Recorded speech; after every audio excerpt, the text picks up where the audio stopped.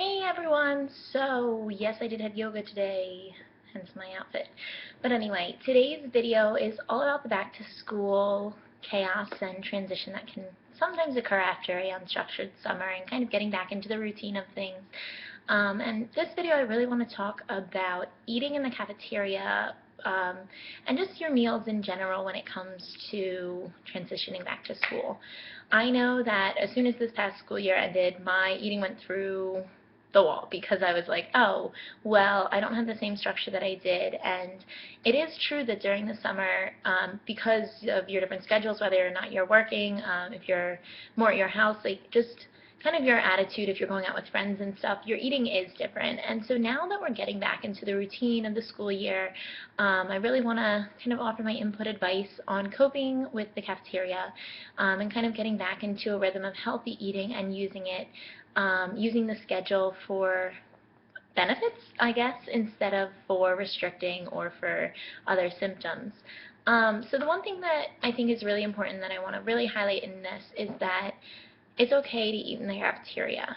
I used to have the biggest fear that I couldn't go into the cafeteria and eat because of X, Y, and Z. And just Ed kept feeding these lies to myself. And it was only limiting my own health because it was making me literally afraid to walk in that general vicinity.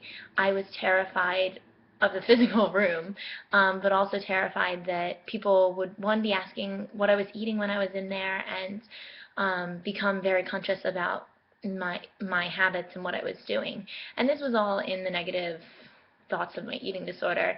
And I actually, when I reached out for help, I had to take 3 months out of the cafeteria. Actually, I ate at the guidance center for 3 months, and then slowly worked my way back in. And I think the thing with that really just goes to show that you need to see where you're at. If you're somebody who just recently reached out for recovery and are still having problems with restriction, and I guess this video is going to be tailored a little bit for restriction, but if you're having troubles with restriction, then maybe it is something to talk to your counselor about, seeing if you can eat in the guidance center. But for me, I think that it really helped me being able to take that break, but knowing then that I could go back to the cafeteria and that it was safe to eat there. The way that I did that was I found out who I was going to be sitting with and made sure that I had at least one support at the table of somebody who knew about my eating disorder and just would be there if I needed to like quickly pull them out of the cafeteria. Also, one thing that I do before ever going into the cafeteria every single day is I always have to go to the bathroom just to take a few breaths to myself and kind of collect myself and kind of reaffirm that, it's okay to eat. I deserve to eat, and this is part of normal experience. I don't need to be hindered by my eating disorder anymore. And by collecting myself and kind of giving myself a little pep talk, some days it's a stronger one than others. Other times I'm just like, yep, you got this. It's like the sixth day of it. Just go. But just listening to yourself, taking a moment to collect, especially after the stress of maybe the last class, you got a test back that wasn't like the mark that you wanted to receive, or some stress from another part of your day, just being able to take that little break and kind of get reconnected with yourself.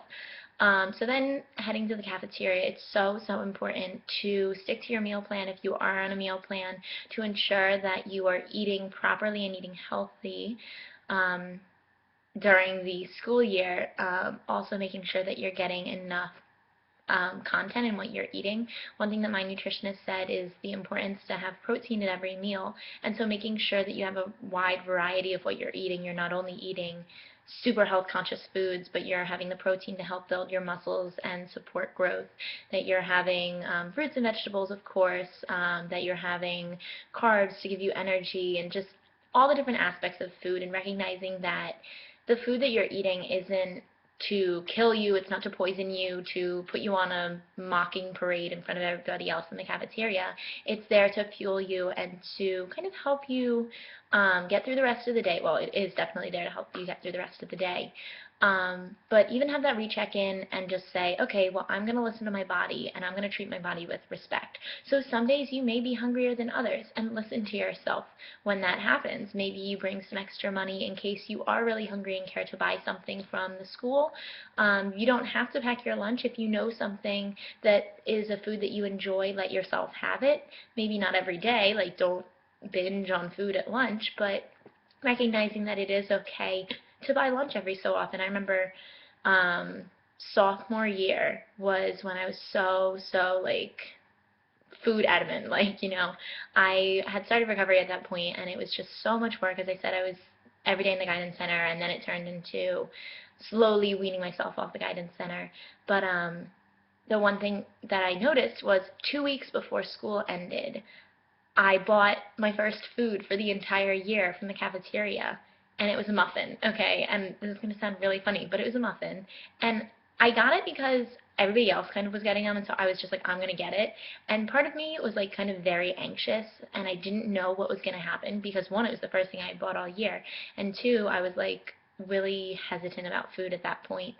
And I just like, it was so good. I never knew that that muffin was so good, and now it's one of those things that I get just every so often in the morning, or even sometimes at lunch. But knowing that it's like, okay, well, I never would have tried that if I didn't let myself do that and know that it was okay to do that, and kind of recognize that because I ate that muffin, it's not a binge. It's not meaning that my day is screwed over and I should just have that all or nothing mindset that Ed gives you, but recognize that, okay, well, I ate that muffin. Did I enjoy it?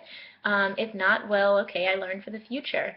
Maybe I just didn't like the taste of it, the texture didn't sit well with me, whatever. But maybe it really was delicious. And kind of looking at that, but also thinking that during the day, yes, it can be fearful to go into the cafeteria, but it is so important to make sure that you're eating all throughout the day, which is why I recommend bringing snacks and having them in between the classes, when you're walking through the halls and stuff. You can always just keep it in your locker, just grab something, whether it be nuts in a little bag, some dried fruit. It could be literally just absolutely anything, like pretzels. You could have granola bars, absolutely anything, just something to kind of give you a little boost to get through the day, and knowing that you're not restricting yourself, so that when it does come time to the cafeteria for lunch, you're not suddenly fear-stricken because this is the first food that you're going to be eating all day. You would have made sure that you had breakfast in the morning, and if for some reason you couldn't get something getting out of your house, that you brought something to school with you and tied in with the snacks that you're having throughout the day, that you take that time to recheck in, to fuel yourself, to see, well, maybe some days you're hungrier than others, and just kind of getting in touch with that, recognizing where your body's at and fueling it appropriately. And so I think that is one thing that really needs to be addressed, is that food is okay. It's okay to eat in the cafeteria, but also recognizing that yes, there's a big transition coming, and yes, school's going to be starting, and you're going to be getting a new rhythm and routine, and kind of just go with it. Talk with your school counselor if you go there. Obviously, if I said I ate in the guidance center, I'm like best friends with everybody in the guidance center, but like, have your support people at school, friends that you can talk to, maybe a teacher, somebody that if you're having a really rough day, you can just go talk to that teacher, maybe eat lunch with them, or whether it be a guidance counselor, a teacher, or a student, just somebody that you can, on those rough days, get a little break, but knowing that you will have support there, knowing that it's okay to eat, and knowing that the cafeteria is merely four walls, and the anxiety and fear that you're putting on it is Ed trying to manipulate things in order to make it seem as though he's right and that the food's going to poison you and your life's going to collapse. But I guarantee you that every day that you go into the cafeteria and you sit down and eat something, World War III is not going to break out. There's not going to be a nuclear war. Chaotic and crazy world events like that aren't going to happen. The world is literally not going to end if you go and you eat in the cafeteria. It may feel like that sometimes, and I highly encourage, again, checking in the bathroom, just breathing, kind of getting reconnected with yourself, and even just going into like a bathroom stall if there's nobody, if it's like a busy bathroom day. But like just going into a stall, taking a few breaths, kind of kind of being mindful of the moment, and then taking that and going into the cafeteria. Also connecting with yourself throughout the day and recognizing that it's okay to fuel yourself, and kind of applauding yourself for the things that you do. And when you face those difficulties of, you're not doing so great on that test, or you're just having a busy day because of life events, home situation, whatever, that you can take a time, maybe write down, have a journal on hand, something that you can jot down your notes in. Also color. I highly encourage, just in the back of your copybook, whenever needed, just open up and just doodle. Like sometimes you do need that mental break. I remember just doodling so many classes just because the mental battle that was going on, I needed something to distract myself, and knowing that I had had lunch and then, after lunch I had to do that, maybe that became part of my routine. But finding then that, you can move forward from that and that you can go kind of past that and really, really, I don't want to say get over the eating disorder. Sorry, like need to clear my throat. Not saying get over the eating disorder, but recognizing that there are other coping mechanisms that you can do when you find school stressful, but recognizing that you're fueling your body not to fuel your self-worth and your dignity, because you're endowed with that from birth. You are absolutely amazing and wonderfully made.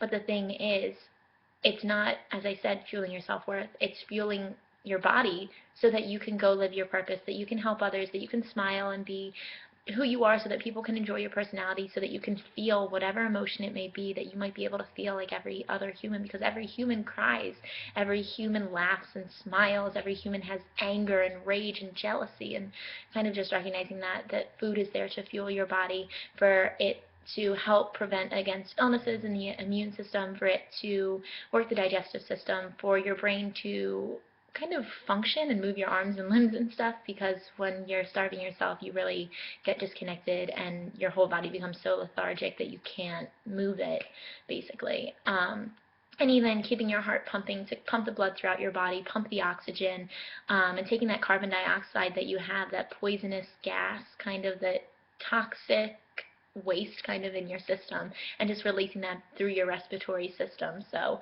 food is awesome. It helps fuel you, and I think that's so, so important.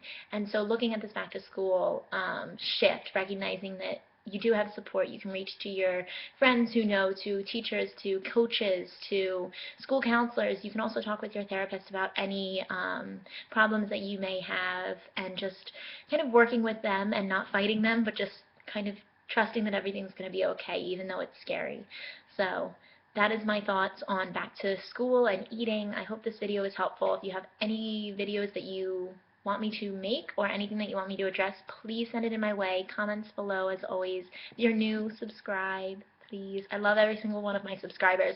Recently I've noticed I've been going from like 147 to 148, just back and forth, and I don't know who that one subscriber is. I don't go and look, oh my gosh, like so and so took me off, but I think that I have a pretty noble channel, and I would love it if you guys would subscribe and tell your friends, because I really do think that it's important to get the message out there about eating disorder recovery, hope, strength, and perseverance. And so this is my channel. Please, please subscribe. And if you're that one subscriber who just keeps going on and off, like, I guarantee you it's worth it. Please, please stay. So, okay, that is my loveliness, and I will talk to you guys soon. Best of luck going back to school. I start on this upcoming Tuesday, the 4th, and I will probably make a video at the week's end saying how it went. So, okay, I will talk to you later, guys. Bye.